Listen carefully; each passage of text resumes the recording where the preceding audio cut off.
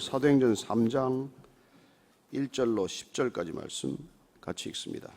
시작. 제9시 기도 시간에 베드로와 요한이 성전에 올라갈새 나면서 못 걷게 된 이를 사람들이 메고 오니 이는 성전에 들어가는 사람들에게 구걸하기 위하여 날마다 미문이라는 성전문에 두는 자라. 그가 베드로와 요한이 성전에 들어가려 함을 보고 구걸하거늘 베드로가 요한과 더불어 주목하여 이르되 우리를 보라 하니 그가 그들에게서 무엇을 얻을까 하여 바라보거늘 베드로가 이르되 은과 금은 내게 없거니와 내게 있는 이것을 내게 주노니 나사렛 예수 그리스도의 이름으로 일어나 걸어라 하고 오른손을 잡아 일으키니 발과 발목이 곧 힘을 얻고 뛰어 서서 걸으며 그들과 함께 성전으로 들어가면서 걷기도 하고 뛰기도 하며 하나님을 찬송하니 모든 백성이 그 걷는 것과 하나님을 찬송함을 보고 그가 본래 성전 미문에 앉아 구걸하던 사람인 줄 알고 그에게 일어난 일로 인하여 심히 놀랍게 여기며 놀라니라. 아멘. 베드로와 요한은 어떤 사람입니까? 고기 잡던 사람입니다. 근데 그들은 지금 어떤 삶을 살고 있습니까? 그렇습니다. 그들은 갈릴리 호숫가를 떠나서 지금 예루살렘 성전에 기도하러 올라가는 사람이 되었습니다. 제9시 오후 3시 정해진 시간에 기도하러 올라가는 것이죠. 그들은 원래 바닷가에 있었던 사람들이고 물고기를 잡는 사람들이지만 예수님께서 어느 날 찾아오셔서 너희는 나를 따르라. 내가 너로 사람을 낚는 어부가 되게 하리라. 그렇게 부르셨습니다. 평생 고기만 잡고 살다가 일생이 끝날 줄 알았는데 고기가 좀 더 잡히면 그날은 기분이 좋고 날아오를 것만 같고 빈 그물로 돌아오면 풀이 죽고 다리 힘이 빠지고 오늘 하루는 어떻게 사나 그렇게 걱정과 염려 속에 살았던 그들이 예수님을 만나서 인생이 바뀐 것입니다. 그들은 삶의 의미와 목적이 새로워졌습니다. 그들은 어떻게 사는 것이 인생의 진정한 목적인지를 발견한 사람들입니다. 그들은 지금 정해진 시간에 기도하러 올라가는 사람이 된 것이죠. 무슬림들도 기도합니다. 라마단 기간 지금 동안 계속 하루에 5번씩 정해진 시간 기도합니다. 그 시간도 매일 틀려요. 매일 아침마다 언제 기도해야 되는지 시간을 봐야 합니다. 그러나 어쨌건 그렇게 기도하든 저렇게 기도하건 정해진 시간에 기도하는 것은 대단히 중요한 일입니다.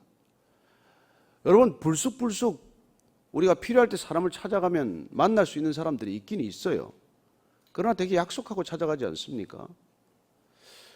저와 여러분이 정해진 시간 이렇게 나와서 기도한다는 건 보통 축복이 아닙니다. 그렇습니다. 하나님께서도 우리가 언제든지 문을 두드리면 문을 열어주시고 언제든지 그 이름을 부르면 귀를 기울이시지만은 그러나 정해진 시간에 정해진 마음을 가지고 날마다 와서 면담을 요청할 때 기쁘게 맞아주시겠죠. 그들은 지금 오후 3시에 정해진 시간에 지금 성전으로 올라가는데 오늘따라서 누가 한 사람 눈에 들어온 것이죠. 그렇습니다. 1절 2절 한번 다시 읽습니다. 시작.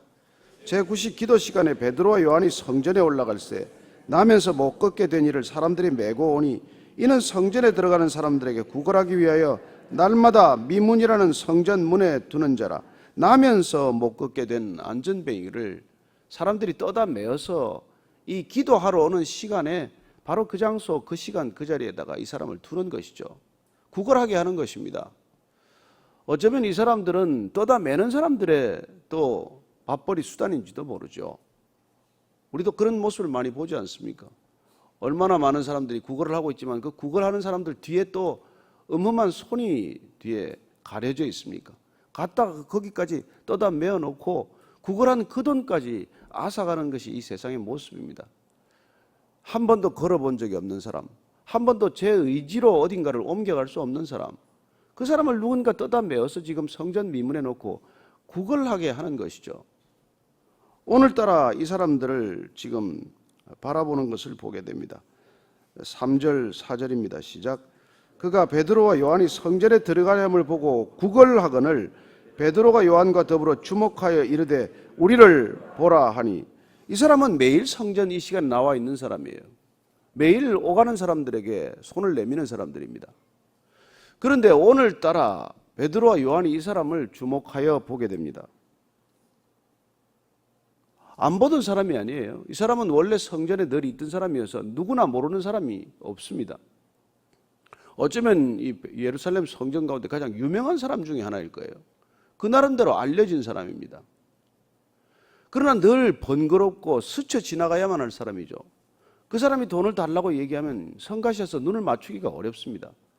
대부분의 사람들이 그렇지 않습니까? 눈을 피해서 시선을 두지 않고 그를 스쳐 지나가는 사람이에요.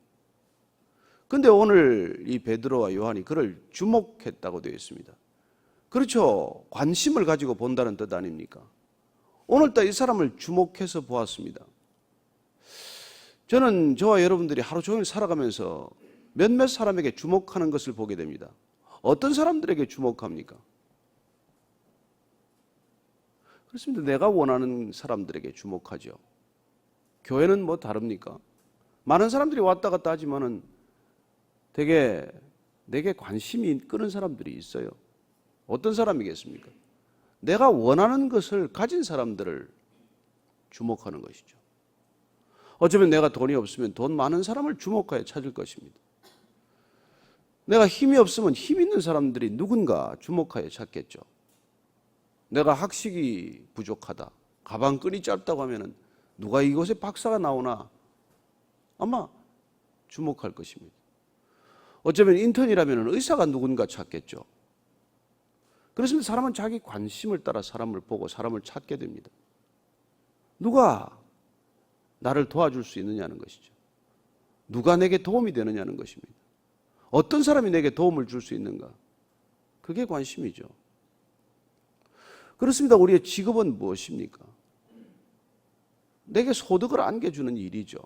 내가 돈 안 생겨도 그 일 합니까? 우리 모두는 그런 내 유익에 관심을 갖고 있기 때문에 내 유익을 더해 줄 수 있는 사람들에게 관심을 갖는 것은 어쩌면 지극히 당연한 일이겠죠. 그러나 성령이 임했습니다. 내 안에 내가 모르는 존재가 나를 점령하기 시작을 했습니다. 내 의지로 내가 끌려가는 것이 아니라 내 안에 계신 그분의 의지로 내가 움직이기 시작을 합니다. 그러면 내가 보는 관점이 달라지는 것이죠. 내가 보는 시선이 달라지는 것이죠.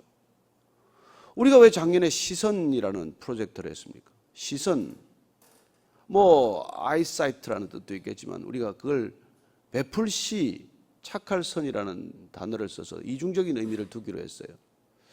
우리의 선함을 한번 드러내자는 것도 있지만 그러나 더 중요한 원래 뜻은 우리의 시선, 그 시선을 하나님의 눈높이, 하나님의 관점, 하나님의 시선과 합치하자는 뜻에서 한 것 아닙니까? 하나님은 이 교회에 누구를 바라보시겠냐는 것이죠. 하나님은 온 땅 가운데 누구의 시선을 두고 계시겠냐는 것입니다. 어제 오후에 뭐 사실상 임종 예배나 마찬가지지만은 80살 되신 분 병원에 찾아가서 그분을 뵈었습니다. 일생 동안 인권 운동을 해오신 분이에요. 이제 죽음을 앞두고 제가 물었습니다. 마지막으로 이렇게 자녀들에게 남겨두시고 싶은 얘기가 무엇입니까? 그분 눈을 지그시 감고 한참 동안 생각하다가 그렇게 말했습니다. 진실되고 정의롭게 살라는 것입니다. 물론 그분이 그렇게 일생 동안 살아오셨기 때문에 자손들에게도 또 누구에게도 그렇게 말씀해 주시고 싶은 것, 어쩌면 자기 자녀들뿐만 아니라 이 세상에 남기고 싶은 말, 꼭 들려주고 싶은 말이겠죠. 진실되게 살라는 것입니다. 그분은 일생 진실되게 사셨습니다. 그분은 정의를 추구하며 사셨습니다. 그래서 그분이 가장 싫어하는 사람들이 기독교인들이라고 말했습니다. 진실되지 않았던 것이겠죠. 그분이 볼 때, 그분이 만난 사람들이. 그분이 볼 때 그리스도인들은 정의를 추구하는 사회적 정의와는 별로 관심이 없는 사람들로 비쳤겠죠. 그래서 80년을 살아오시면서 실망스러웠던 사람들이 아마 기독교인이었을 것입니다. 어제 같이 기도하고 잠시 찬양하고 그리고 떠날 준비를 도와드렸지만은 저는 그분의 마음 가운데 그렇습니다. 꼭 교회를 나오고 안 나오고를 떠나서 누가 이 세상에 진실하게 살고 있냐는 것입니다. 누가 정의롭게 살고 있냐는 거예요. 저는 그분의 성령의 사람이었다고 믿습니다. 그렇게 변함없이 그 길을 갈 수 있는 것이죠. 누구나 한때 그렇게 살 수 있습니다. 그러나 되게 변절하지 않습니까? 그러나 일평생 그렇게 신실함을 지킬 수 있고 그렇게 하나님이 말씀하시는 공의, 그걸 추구할 수 있다면 그건 내 한 가지 한 사람의 의지로만 되는 일이 아닙니다. 그분은 죽음이 그렇게 시시각각 다가오는 것을 모르고 마지막 6번째 책을 집필하셨어요. 바티칸의 미술품, 유럽의 미술을 주로 한 소재로 한 책을 쓰셔서 곧 출간을 앞두고 있는 것을 알았습니다. 뭘 느끼셨겠습니까? 바티칸을 보면서 화려함에 실망했다는 것입니다. 예수님은 화려하지 않으셨는데, 예수님은 장엄한 건물에 출입하지 않으셨는데 왜 기독교는 저런 모습이 되고 말았는가? 그런 데 대한 안타까움을 그 마지막 가쁜 숨을 몰아쉬면서도 말씀해 주셨어요. 저는 우리가 성령을 받았다는 것이 무엇입니까? 그리스도를 따르기로 결정한 제자가 되었다는 게 어떤 길입니까? 그래서 세상에 안 보는 것을 보는 것이죠. 누구나 화려하면 시선이 끌립니다. 누구나 장엄한 건물을 보면 감탄합니다. 그러나 예수님께서는 그런 건물 보고 감탄하지 말아라.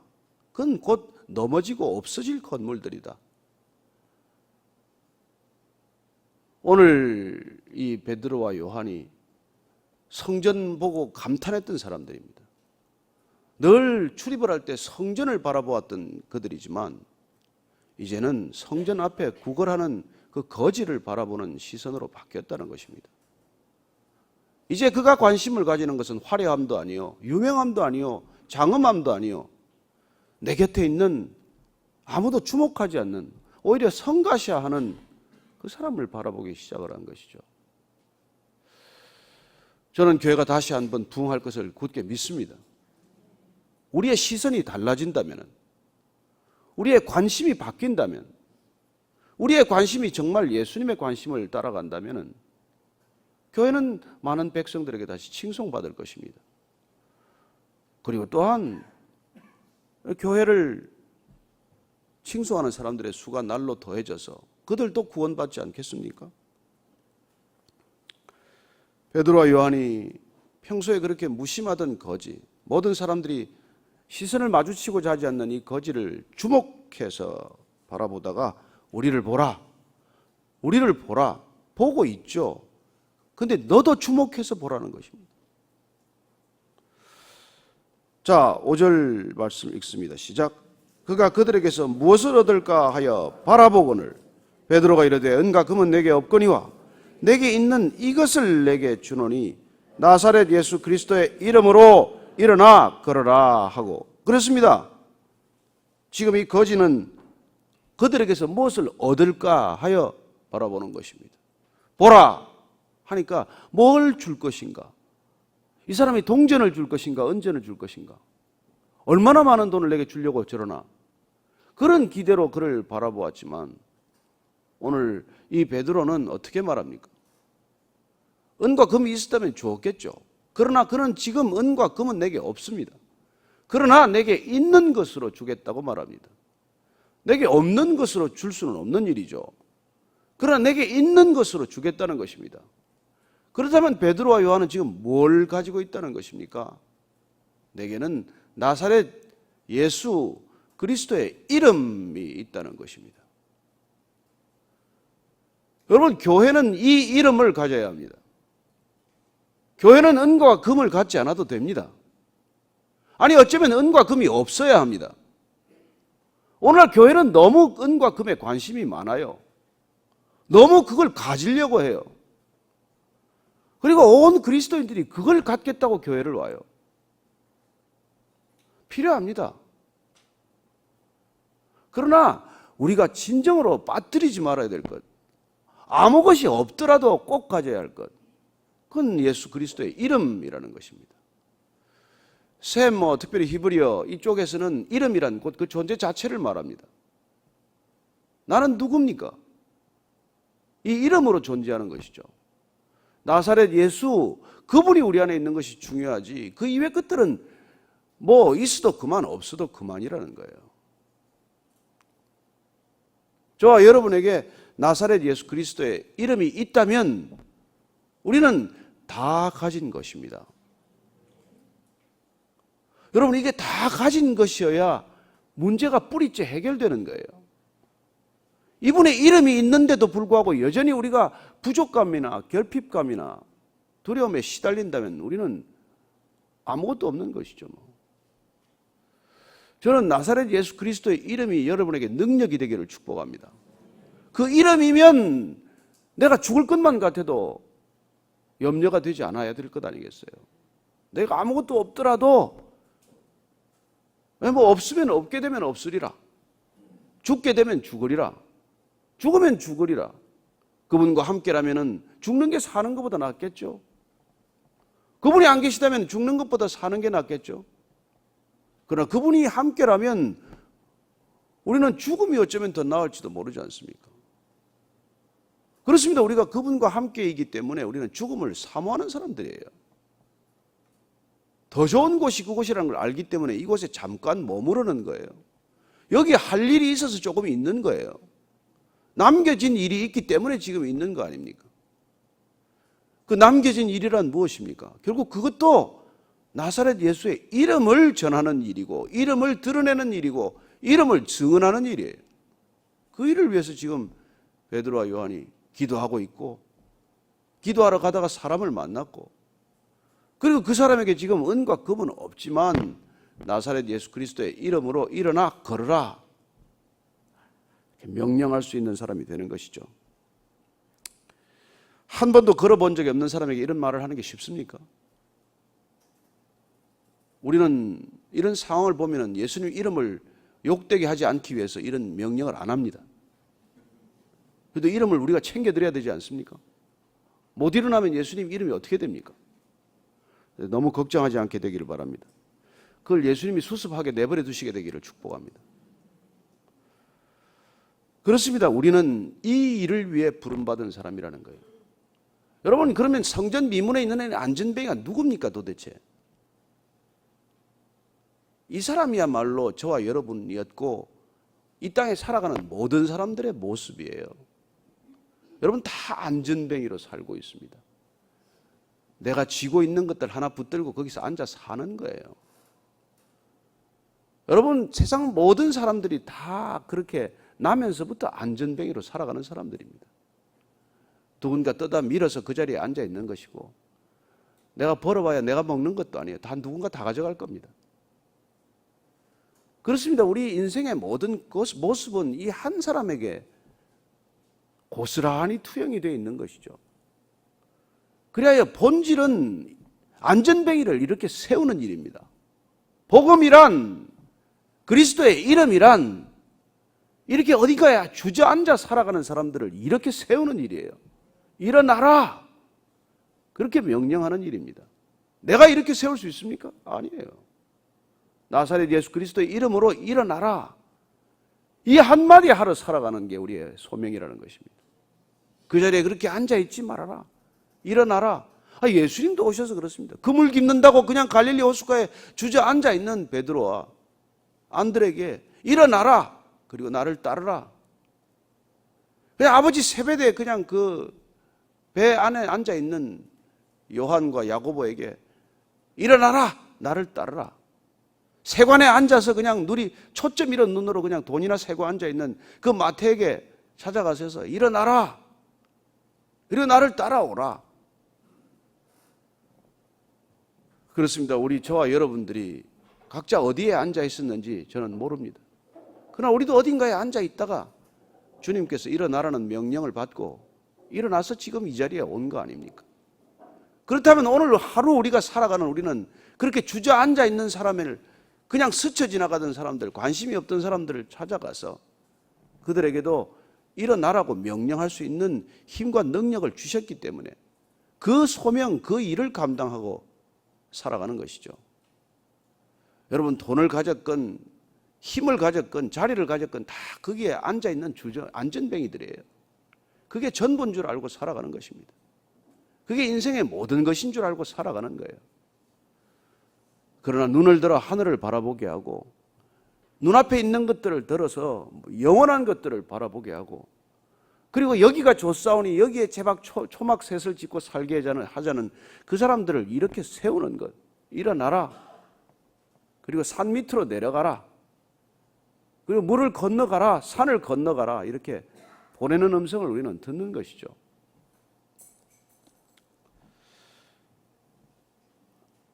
그리고 나서 그는 이렇게 하고 있습니다. 7절 8절입니다. 시작. 오른손을 잡아 일으키니 발과 발목이 곧 힘을 얻고 뛰어 서서 걸으며 그들과 함께 성전으로 들어가면서 걷기도 하고 뛰기도 하며 하나님을 찬송하니. 그렇습니다. 그렇게 어렵게 해놓고 모르겠어요. 베드로가 갑자기 덜컥 겁이 났는지 손을 잡아 일으키네요. 어쨌건 평생 걷지 않았던 사람들을 잠시 잡아주는 능력이 필요하다는 것입니다. 여러분, 우리가 잠깐 예배드리는 이 시간, 우리가 교회 들락날락하는 이 시간은 이 잠깐 우리가 손을 잡아주는 것을 경험하는 것이에요. 우리는 손을 다시 놓아야 합니다. 저는 여러분들이 이 교회에서 평생을 마치지 않게 되기를 바랍니다. 누군가 여러분들의 손을 잠시 잡아줄 수도 있지만은 영원히 잡아주지는 않을 것입니다.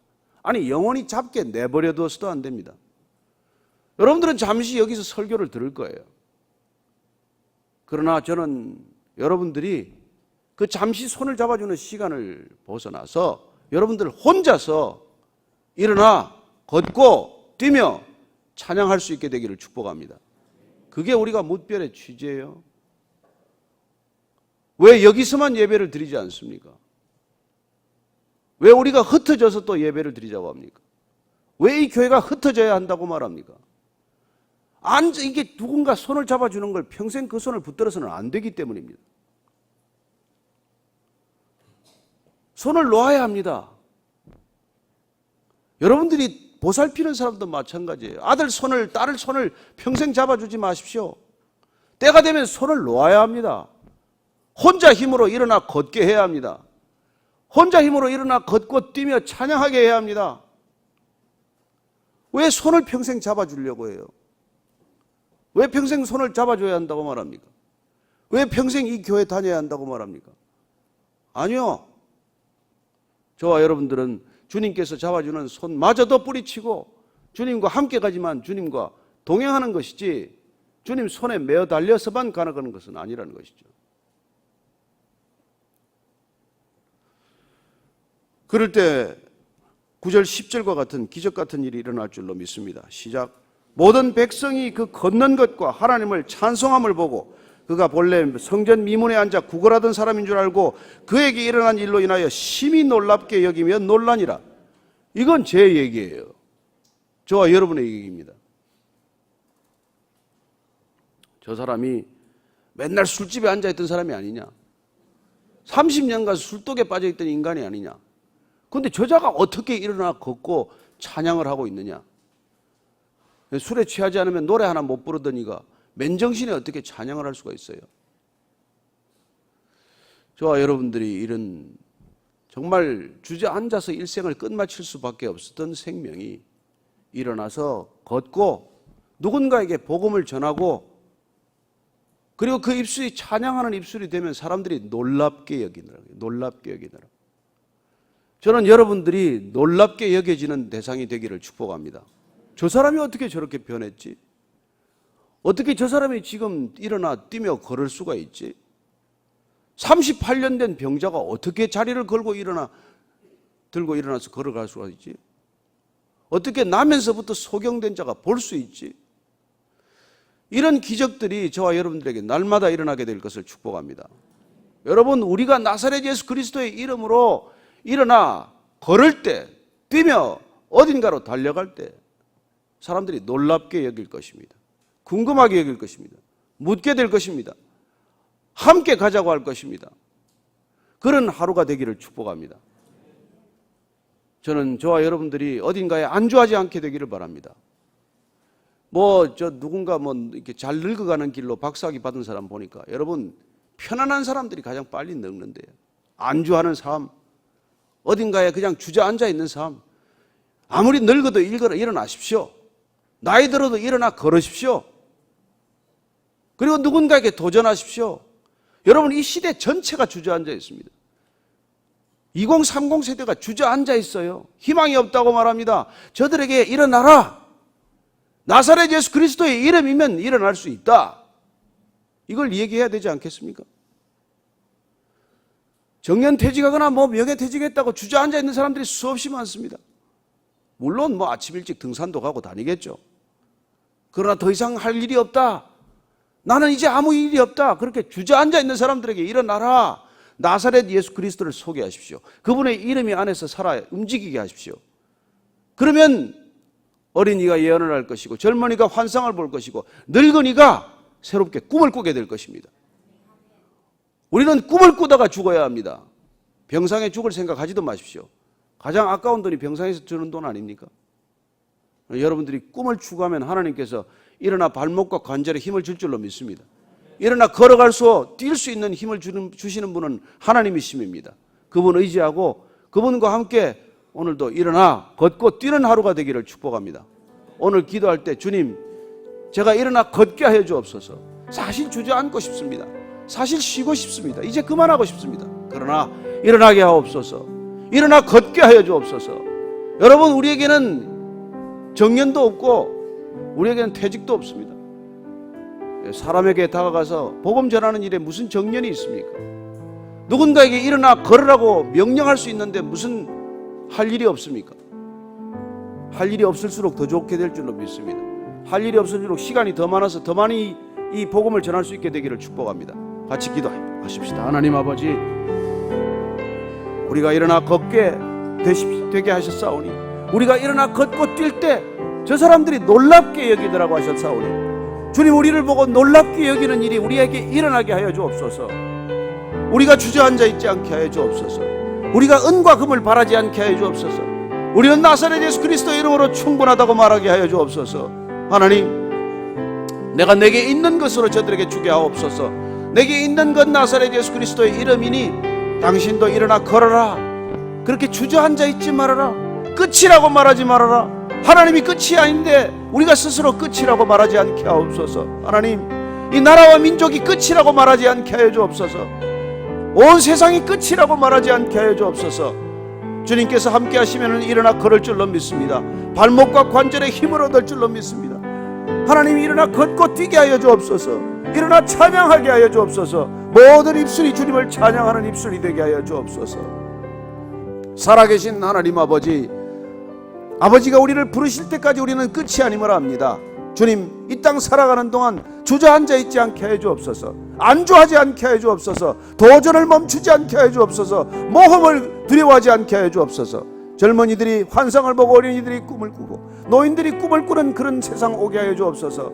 하나님, 에스겔 골짜기 마른 뼈가 가득한 이 세상 가운데 성령이 불게 하여 주옵소서. 생기야 들어가라. 생기야 들어가라. 생기야 저들을 이렇게 세우라. 주님, 성령이 가득한 교회가 되게 하시고 성령이 충만한 인생이 되게 하셔서 일어나 걷고 뛰는 인생들 되게 하여 주옵소서. 누군가를 이렇게 세우는 인생들 되게 하여 주옵소서. 이제는 십자가에서 우리 모두를 이렇게 세우신 우리 구주 예수 그리스도의 은혜와 아버지의 사랑과 성령의 기름 부으심이 오늘 다시 한번 일어나라 하는 명령, 그 명령을 듣고 일어나 걷고 뛰며 주님을 찬양하기로 결정하고 누군가에게 주저앉아 있는 사람에게 다가가서 일어나 걸으라고 명령하기로 결정한 이 자리에 고개 숙인 모든 믿음의 지체들 위해, 성령의 사람들 위해 지금부터 영원까지 함께 하시기를 간절히 축원하옵나이다. 아멘.